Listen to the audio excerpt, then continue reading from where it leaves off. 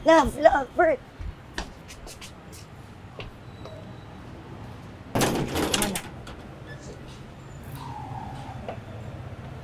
Sure ka ba? Ayos ka lang?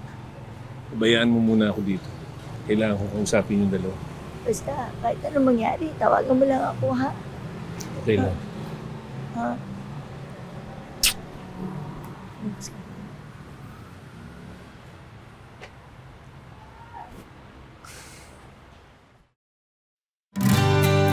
Umalis ko, sir! Umalis! Siyempre, ikaw! Ikaw!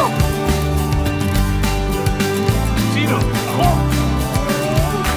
Sir, malinaw ang usapan.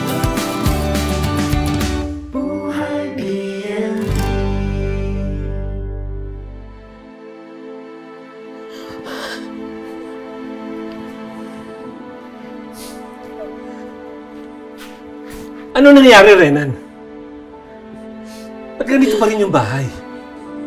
3 taon ako nagpapadala ng pampagawa sa'yo. Tapos ganito ang aabutan ko?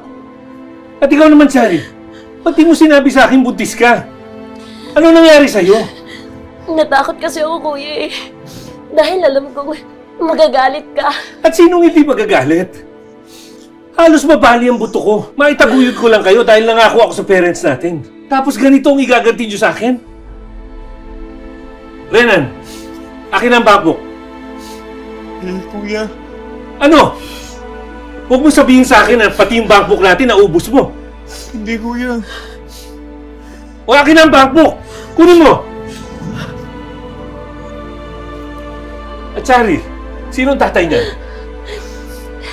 Kuya, ano kasi, hindi na po siya nagpaparamdam. Block na rin po ako sa lahat ng social media accounts niya. Sa tingin ko po, wala na po akong aasahan pa.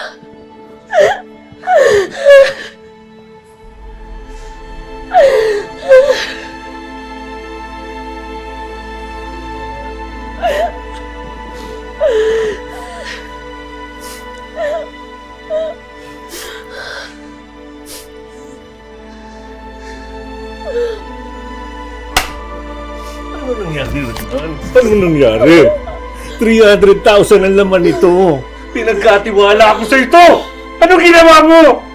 Nagbibisyo ka ba? Adik ka ba? Gumagamit ka ba ng droga? Hindi, kuya. Kuya, tama na. Tama na. Maniwala ka, kuya. Wala akong bisyo. Hindi ko naman ginusta yung mga nangyari. Pinasok ko yung pera sa piramide. Tapos naloko ko, kuya. Nascam ako. Alam mo ba? Kuya, tama na. Para sa kuinipon to. Alam mo ba kung para sa kuinipon to? Kuya, tama na. Para sa kasal namin ni Bernadette to. Please, kuya. Paano ako ikakasal ngayon? Paano? Ano po? Ano, kuya? Kuya.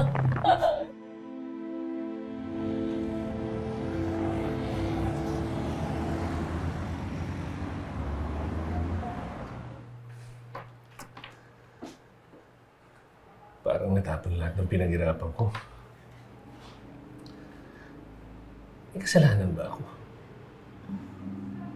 Ano mali ginawa ko?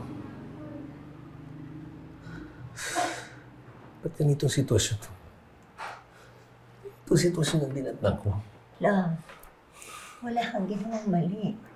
Lalong walang mali sa'yo. Kung meron man, siguro yung sobra kang naging maluwag at nagtiwala sa kanila. Pero di ba dapat ganun pagmahal mo? Binibigay mo ang buong tiwala mo. Oo, ganun lang. Pero, hindi yun ang realidad ng buhay eh. Hindi lahat ng tao pare-pareho. Hindi lahat pinahalagahan yung tiwala na binibigay natin sa kanila. Sometimes they even take us for granted, love. Buti ka pa nga eh. Lahat ng pinaghirapan mo. Pinangalagaan ng pamilya mo. Eh ako, Ano nangyari? Yung savings ko, lahat ng pinadala ko. Love, nasa tamang edad na sila. Hindi na sila bata.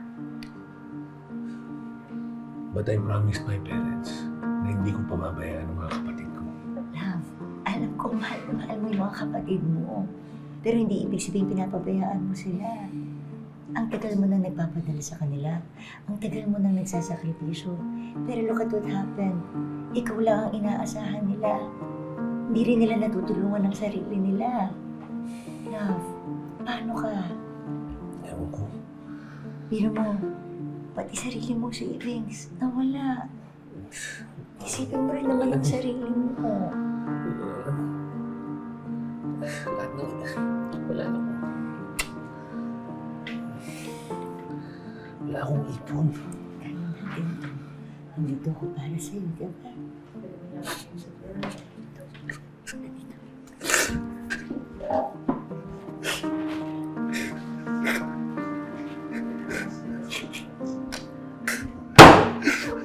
Tama na, tama na. Pinagkatiwalaan ko sila. Kaya natin to, kaya natin to. Diba? There's nothing we cannot handle. Ano, ilang taon ba ako magtatrabaho?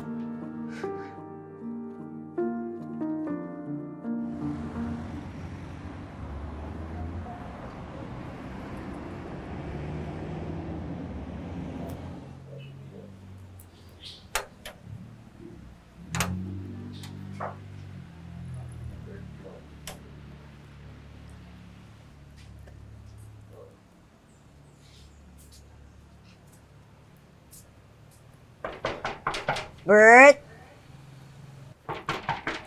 Bert! Bert! Ate Bernadette, kayo po pala. Renan, andyan ba si Kuya Bert mo? Wala umalis. Hindi man lang nagsabi kung saan pupunta. Ilang araw na kasi siyang di nagpaparamdam. Hindi niya sinasagot lahat ng text at tawag ko. Pakisabi na lang, dumaan ako, ha? Ay, Ate Bernadette, Yes. pwede ko ba kayo makausap? Tukol saan? Pasok po kayo. Okay na, dito na lang ako. Ah. Tatagal eh. Gusto Ano ko yan? sana malaman kung tuloy ba yung kasal niyo ni Kuya. Iniisip ko kasi, paano kapag natuloy yung kasal niyo ni Kuya? Titigil na kaya siyang sumuporta sa amin ng kapatid ko? Pag nagkataon, pag natuloy yung kasal niyo ni Kuya Bert, kawawa naman kami ni Chari. Buntis pa naman siya, manganganak pa naman. Tapos ako, may maliit pa akong pinapaaral na anak. Wala din akong trabaho. Alam mo, sa totoo lang, hindi pa namin napag-uusapan ulit ang kasal. Kung ako ang masusunod, kahit civil lang, okay lang sa akin. Pero ang Kuya Bert mo, nag-iisip na hindi ituloy ang kasal. Dahil nga nawala ang pera para sa kasal namin. Hindi ko naman talaga nilista yung pera eh. Bakit ba parang ayaw niyo maniwala na naskam ako? Sa tingin mo ba magagawa kong lokohin yung sarili kong kapatid? Wala akong sinasabing ganun. Walang nagsasabi nun. Pero sa inaasal mo, Renan, ikaw ang nagbibigay sa amin ng dahilan para magduda kami. Ano ka ba? Alam mo, sa bait ng Kuya Bert mo, nagtataka ako paano niya nagawang maglihim sa kanya. Tiniis niya lahat ng lungkot at pagod para lang mabigyan kayo ng magandang buhay. Kaya kung sakali mang hindi matutuloy ang kasal namin, dahil sa'yo, sana ikaligaya mo.